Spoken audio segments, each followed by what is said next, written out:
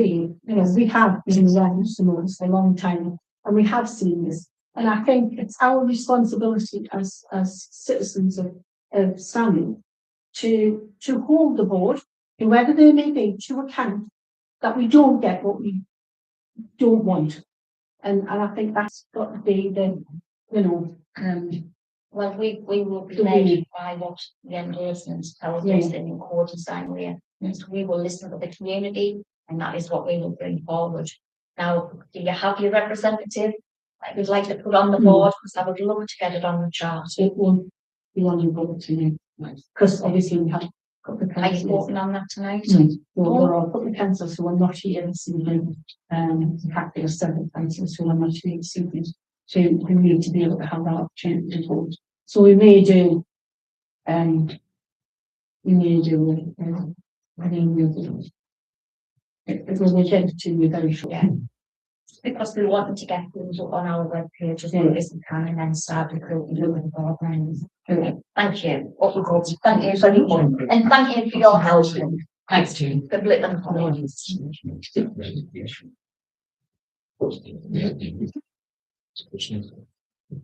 Can I just say thank you for that presentation?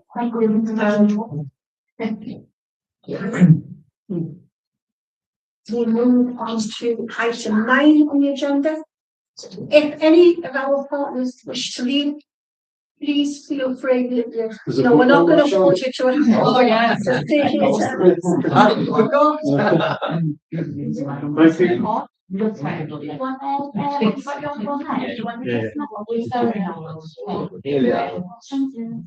Thank you very much. Thank you. I'm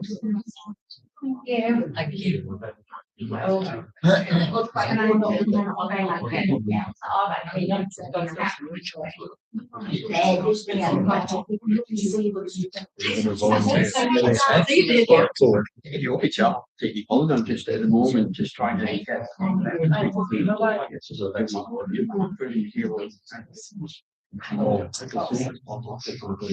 John.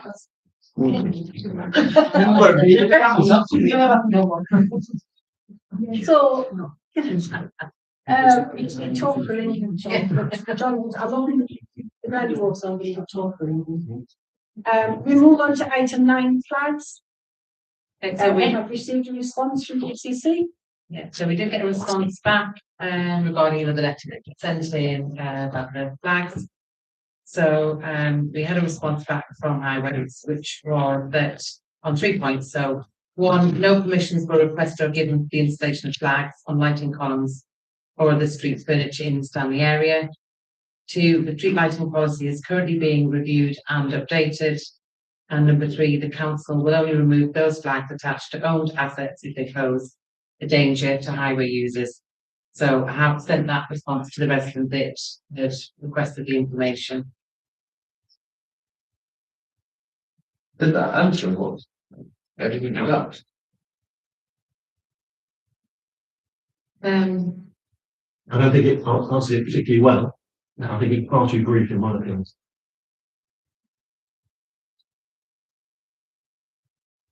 So what answer was expecting? I think I was expecting, what it didn't do is it answer my immediate next question, is why not? It said we've got a policy, we chose not to adhere to it, so we chose not to apply it. Thank you very much. And that's hard to do. Do we need to ask why they haven't followed the policy? No one policy. Well, that one response I sent in. You able to read that? I do have it, yeah. Thank you. So we have a response to the response. That makes sense. So, given no permissions were requested or given for the installation of flags, and we're lost to understand why the flags will not be removed. As per response point 3, which was about removing flags on owned assets, both danger.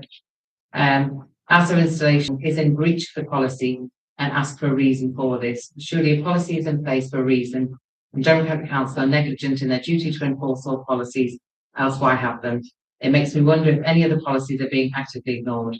Does it therefore follow that should anyone install a rainbow pride flag or a Ukrainian flag, for example, on a lamppost in County Durham, I can expect the flag to be removed should it pose a danger to highway users? in response to point two, could I ask why the policy is being reviewed? When the review is expected to conclude, and what public consultation is being included as part of the review? I think in regards to what I was going to raise, it has been addressed in there. If the policy is being reviewed, why is the current policy being ignored in the meantime? That's a question you can ask, please. Yes. Against? It's the policies from the Highway. the council and you just adhere to the policies. They're not. It's the staff that have the policy, and the question to the councillors could be, do you know why your council staff are not adhering to policies? That's a genuine question.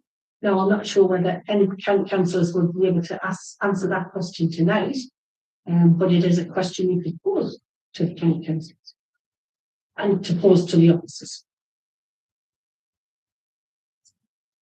Okay. I would not, I haven't read the policy.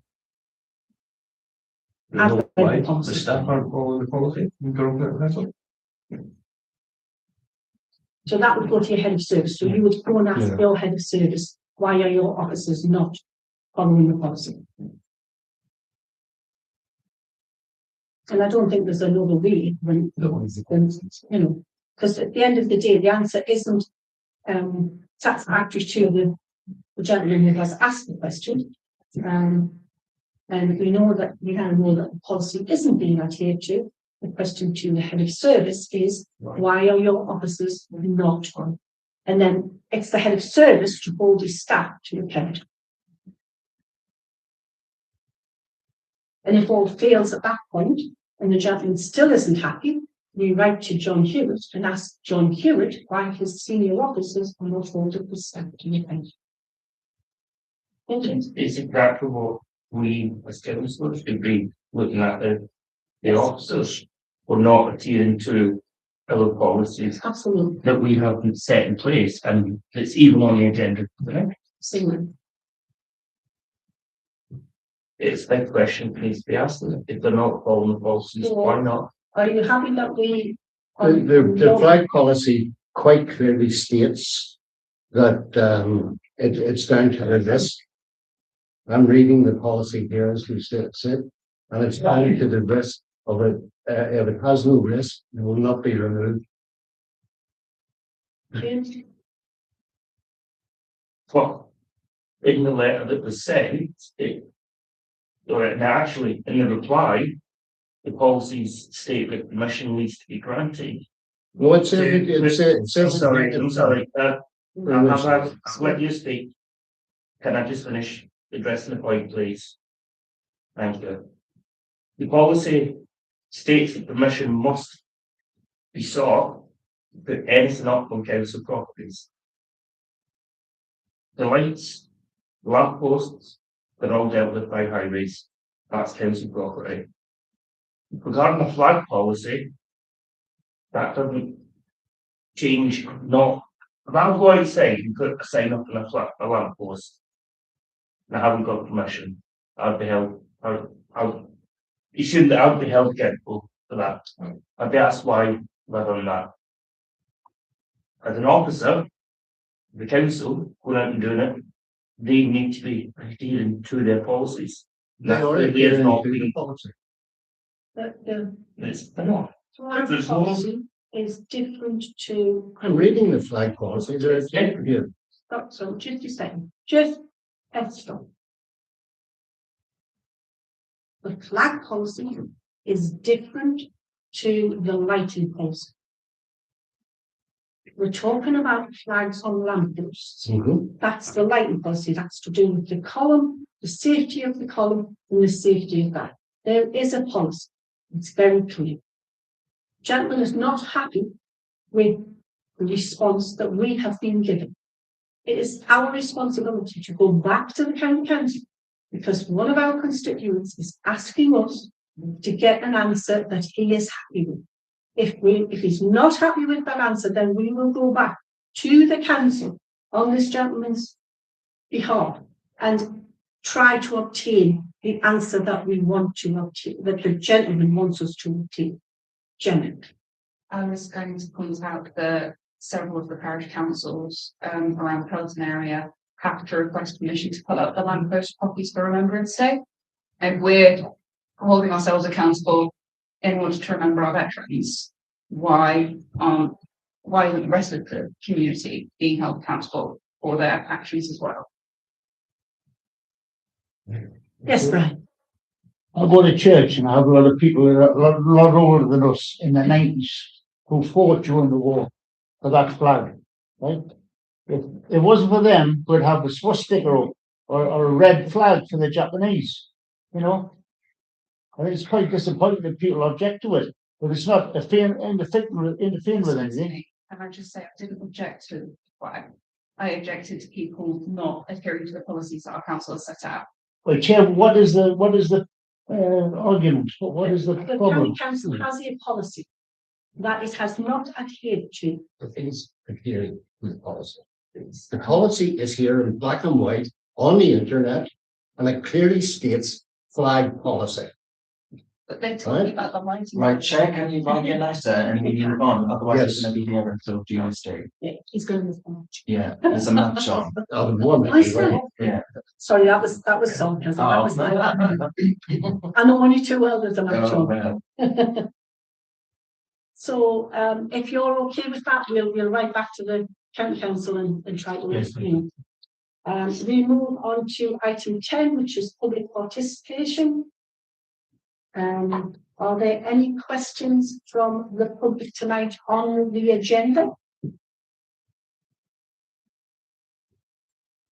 Yes, it's not a question, but could I say, so far it's been a really interesting meeting, and it's a shame that not more members of the public don't actually come and attend this, because we thoroughly enjoyed it. I must admit, the young lady, each presentation's been really good, very succinct. Yeah. And they've all known their stuff. It's been really, really interesting tonight. So, You need you to go out and encourage more. I shall. We move on to item 11. Confirmation of the minutes to approve as true records and sign the minutes of the ordinary full council meeting held on the 27th of January 2026. That should be. Obviously, we had an email from Councillor Karen Alston with one of the points regarding the vote on the research on the budget, where it needs to be amended.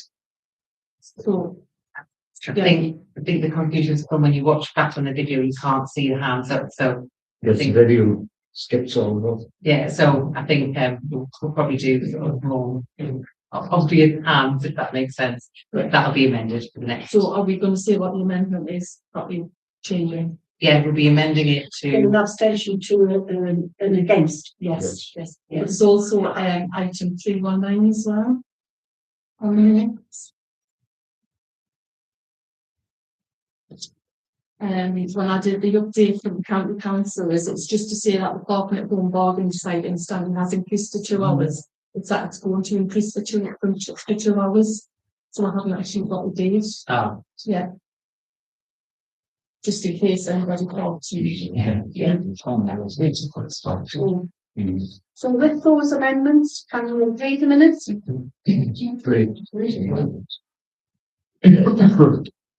So in future, when we are taking a vote, can we clearly ask for hands to be raised? And we will make sure that you have the names, all of the names and the reasons for it and against. We move on to item 12. So this is the receipt of the committee meetings. So this is events and communities, policy and HR, and finance and general purposes. And the event is November, the policy in HR is January, and finance and general purposes January 26. Can we agree to take these as a joint? Yeah. Excellent. So Sean, George?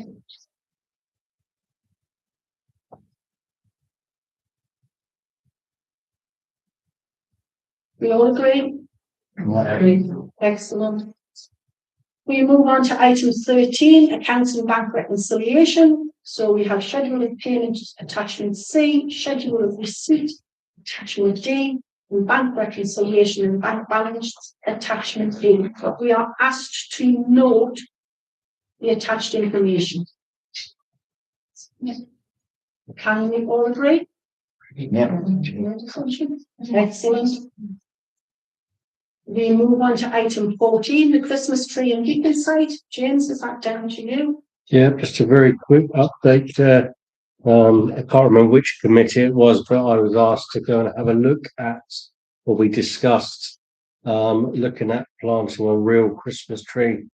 And the talk was to look at moving the beacon and planting it where the beacon is, and the beacon go elsewhere.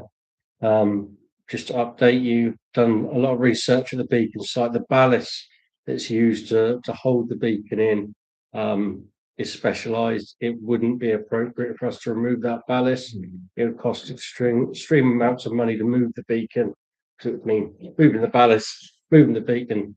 However, I've looked at a possible alternative, and the planter that's a little bit further up outside, I think it was Santander and Boots. There's a similar planter where the beacon is. I've investigated that to see if something could be planted there. I've spoken with Graham Cousins from Clean and Green. I've also spoken to Simon Turner from Street Lighting to discuss the options there. Graham Cousins is very concerned about us planting a real tree because he believes, and I've got no reason to doubt him, that it would have a 50% chance of surviving. He recommends it needs 6 months intensive care as well. However, there is the option that we could, how we put a Christmas tree up every year, we could do that in that site and leave the beacon exactly where it is, which would then reduce the cost to the council. I've spoken with Simon Turner, who's going to come out and have a look with me about a power supply to there to see if that is something that we could do as an authority. It would save us money in the future. However, Chair, perhaps this could be spoke about at another committee or something, maybe the allotments committee, where we can spend a bit of time really looking at it and then present to full council. Just wanted to give you the update. I think, and I know it sounds strange, but it is events and communities. When the meeting that with our guys listening, there was no new, Christmas tree is a community thing, which should perhaps go to that meeting and not allotments. Don't know anybody else's opinion on it. We do use the table Christmas tree we've talked about in Durham, where it's not a real tree, is that what you're saying? No, this would be a real tree. The planter would, you'd put a real tree in, but as in, you bought it in 20 foot already grown. It's chopped, it's bought in, put in for the season, and then taken away. At the minute, town council having to remove the beacon at a big cost, put a tree in at a cost, remove that tree, put the beacon in. Every time we do that, it affects the integrity of the beacon. It's, we've got all these on costs. Leave the beacon where it is, and I suppose the question is, if you're desperate to have a tree that's going to be planted and tended for, and hopefully it takes, and in a few years' time we have a big glorious tree like Lanchester, great. Can't guarantee that though. So maybe use another site to put in a tree every single year. No, actually funny, I asked that question about having bespoke fencing around it, and Simon said the lights now are reduced that much from the power supply that actually wouldn't have to be the case at that location if they put in the work to do it. But I'd be able to update that once I've met with Simon anyway. Yeah. But that's kind of like, it's trying to tell you the options that are out there. Otherwise, we just end up keep going in circles. Goes to events and communities. I've gone to the border outside the youth centre. I was gonna suggest that there's a massive one there. The two one. We'll probably disappear if you put it outside the Louisa centre. There's one there already. A massive one there. I'm on about. There's a permanent one there I already. don't think the Crown's that stable to support anything for a long time. Unfortunately. You're talking of the man, what I call the man at Louisa, the green man. Please correct. The one just further down, Chair, there's a massive Oh, one. yeah, but just that outside was, the sports centre. that was an accident plant. Hmm. That was an accident plant. It wasn't planned. It wasn't put there on They purpose. just put some lights on that. It wasn't put there on purpose. It's at the side of the building. So if everybody is agreed, it will go to communities, for the communities to look at it. We move on to item 15, money advice service.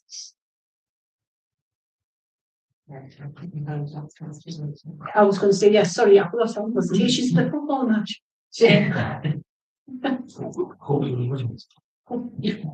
So Helen's absence. in Helen's absence, we took this, the money advice service was discussed at some length at the finance committee, and the council tonight has been asked to consider the recommendation, which is to approve the support for the money advice service for 26-27, but also to look into it further over the next year, to look at sort of what we're getting and how it works. And how much does it cost for you? 37.5. 37,500 So I Googled money advice service in Stanley, and what came up was groundworks, step change, citizens advice, impact rights. Which one goes it? Nobody can. So it doesn't come up when you Google it. They do have a website, but the website just appears to show like a citizen's advice bureau. Doesn't do any of the things that were brought up at the finance committee. Like I did ask you, and I have done a deep search through the internet and can find nothing where they do anything beyond that citizen's advice schedule. I was just gonna say, is it possible to inform this into the next meeting that we're going to come in? Yes. And provide a. We can ask them advice service to come in. We can ask them advice service to come in. Yeah, Chairman? Have they changed that to money back? No, they're not going to talk. If you want money matters, it's not more one. They are, right. Start off something and advise you on money. Doesn't mean say they're qualified to do it. Yeah.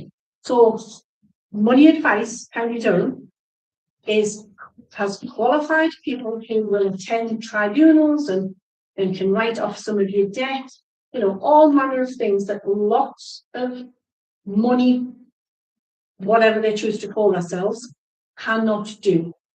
So are you saying groundwork, step change, citizens advice can't do that? No, what I'm saying is they do different things of advice. Some of them cannot attend tribunals. Some of them cannot get to write off your debt. These are all free. They're all free to do. Wait, somebody will be paying for them. Those organisations won't be doing it for nothing. But the public don't pay for any of these. The public don't pay for that. No, but you, Yeah. town council are. Yeah, so it's free to Stanley residents, so they can access. So Gateshead Citizen Advice are back in the venue, instead of Citizens Advice.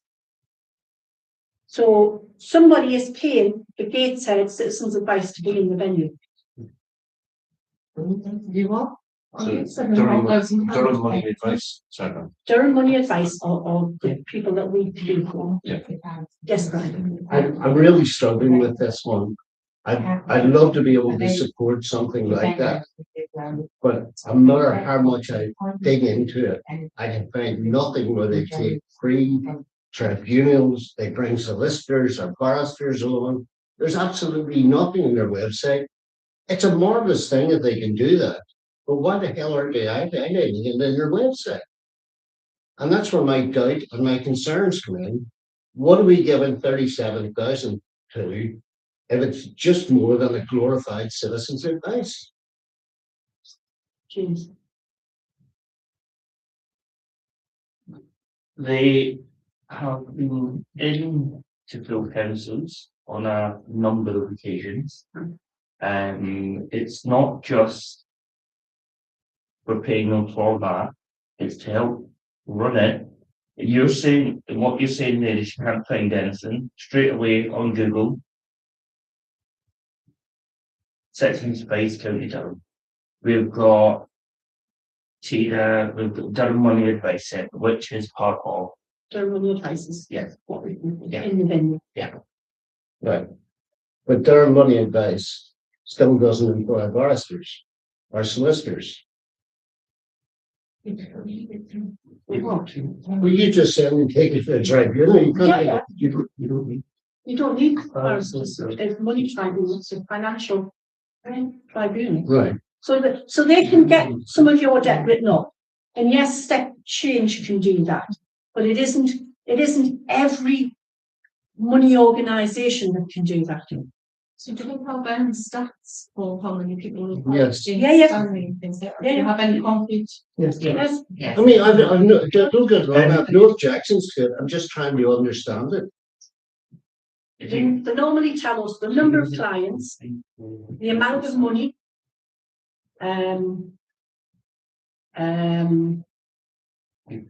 So just give us a second to find the emails. I know we got it Yeah. after the last distribution, We did. after the last presentation at full council. We did. And it was a very, very in-depth from, I believe it was Sam Scott. It was Sam and was it Claire? Sam and Claire? Just before Christmas, wasn't it? Yeah.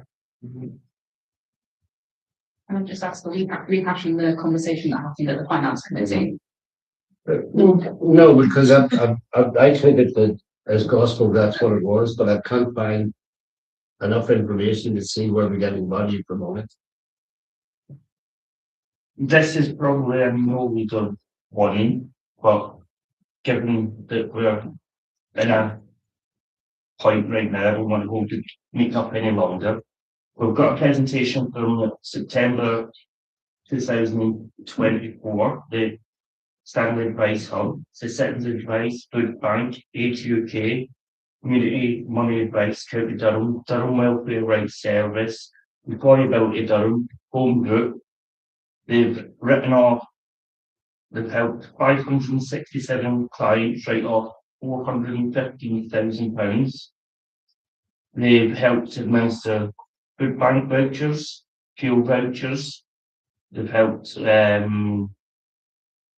stats are 65% of the people are over 50-year-old, 63 are long-term health conditions. Is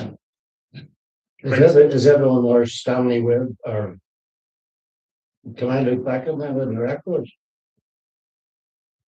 Yes, we came, I think it was November when they came to, they delivered a presentation, also remember the town meeting as well. And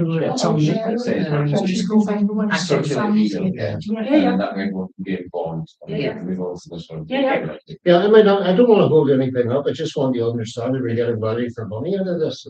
Well, there are a couple of issues that we, and that's why we're saying support it for this year. But and I might as well say it now. There is a £7,500 rent that we pay. Yeah. Even that on. But that covers not just the rent for Durham Money Advice, it covers the rent for the rest of those people in that building. Well, I'm not sure I should be paying the rent for Gateshead or for anybody else. Welfare Rights or any of those organisations that are in that building. Well, we were going to investigate that. Yeah. Was the last for the Yeah. finance. So I think that's the first thing that we'll look at. Landlord could be getting double rents. Yeah. We need to look at that. And that's the question that we will be asking, because we're not consulted. Gateshead have just come in to take over from Citizens Advice. we don't know if they're paying any rent. We don't know if they're still taking off our rent. And that's the question. Nobody's asking us, and we're the people that's paying the money. Sorry, yes, Joanna. I think what we have to remember as well is that this next coming year, we're going to be doing a deep dive into all the finances and our info anyway. And this is going to be one of them, along with a number of others. Yeah. So I know that we're going to be sending names to you maybe at some point, but obviously these are go at the back burner for the time being. But let's get end of year over with and sorted. But yeah, that is going to be part of the next year plan. So we move on to, so we're gonna adjourn that one. We're moving on to item 16, the update from the county councils. Yeah, so I've got the cross building that was in its new Cairo, that's been made safe because the boarding was taken off for some reason. The skip's been removed by DCC at New Cairo as well, and the owner of the building is going to be issued with a bill. Yeah. There's a walkout due in our BPN next week. There's one in Tampines next Thursday as well. And then we've been obviously busy with the filing case programme. I've interviewed for the chair in other places, and I've still got this Stanley one to interview on the 13th of March. And that's about it, yeah. Can I ask people, you've got a little thing to scan. Can you put it on your websites and things to see if people can fill this in? There's a chance to be a fireman if you've got a child up to the age of 17. Or £100 gift voucher to Amazon. So if they need answers back, they need the feedback. So if you can sort of spread the word, and you need that to go on your web. They're already up to them. Higher resolution. That first. I need some. Just found paperwork we need first. Sorry, Karen, I jumped in. Right. Oh, and I also had a surgery on Friday. At the venue. Yes. But do you volunteers for that? What, 7 grand? Sorry. 7 grand. No, not that. Just for the room. I shouldn't ask them. It's good, that's the last one. So why is DCC not being funded, which get £10 a month for hire of a community room? It has been sent, but Dave keeps getting saying that the invoice hasn't been paid. So that's another reason they're investigating. So Dave's prepared to pay out of his own pocket to keep the room going. But you get £10 a month. Sorry. We move on to item 17. Thank you for that update. Delegate list has been circulated throughout the month. Nothing has come to any objections. We can assume that everyone is happy with all the panel that's gone through. Yes. We move on to item 18. This is the policy renewal and amendments. Unfortunately, we miss off 2 policies. And I do believe you should have them tonight. Yeah. Yeah. So the 2 that were on the agenda was confidential reports and loan working policy. The 2 that you do not have, or that you should have now, are members' travel claims and learning agreements. Neither of them are very long. Can I ask that we approve all 4 policies, unless there is something particular stepping out here and saying you don't want to do that? If you want. The learning agreement is basically, for any costs that we incur, someone, does a huge degree or something with us and then suddenly says they want to leave us. We'd be looking to recoup some of the costs. Yeah. And the other one is for members' travel claims. No members, unless you are traveling on express permission from this council. sorry, in the learning agreement, the only piece that was added, the training you received was mandatory to your role. So if you were traveling outside, and it was only you would only get expenses if it was with the agreement of the full council and it was specifically for the council. So that's been taken up a little bit. So can we? Yeah. Thank you. Everyone in agreement? Yeah, excellent. No one in disagreement? No. We move on to item 19, the fireworks. Council to decide on funding fireworks for 2026. Everyone's Since absent. this was discussed again at length at the finance committee, and there was a recommendation to approve it for 2026. So.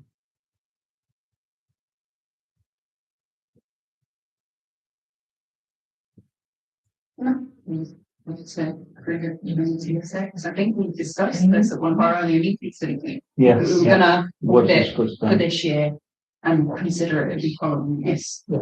Yeah. Was there any other questions on it? No, John? No. Is it possible to give feedback regarding the music for 2 hours at the booth before the fireworks display?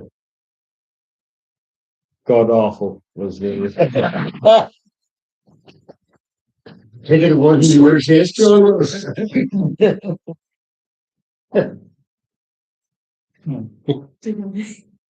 Everyone's got their own taste, I suppose. So. Is it too loud? Is it just not the type of music that you? It's not my cup of tea. No. All right. You want to play country music or something like that? I'll speak to Luke when I'm over the gym. Can we just ask that we have a diverse The range, yeah. Yes. I'm sure I'm sure they'll accommodate. I'm absolutely sure they'll accommodate. So are we all agreed? Yeah. Thank you. Thank you. We move on to item 20. The date and time of the next meeting, so will be the Tuesday, the 24th of March, in the greenhouse, and that will be March disappeared. We move on to item 21, exclusion of the press and public, to resolve that under the Public Bodies Admission to Meetings Act 1960, the public and representatives of press and broadcasting media be excluded from the meeting during the consideration of the following items of business, as publicity would be prejudicial to the public interest due to the confidential nature of the business to be transacted. Can I have a minute? Thank you. And a second. Thank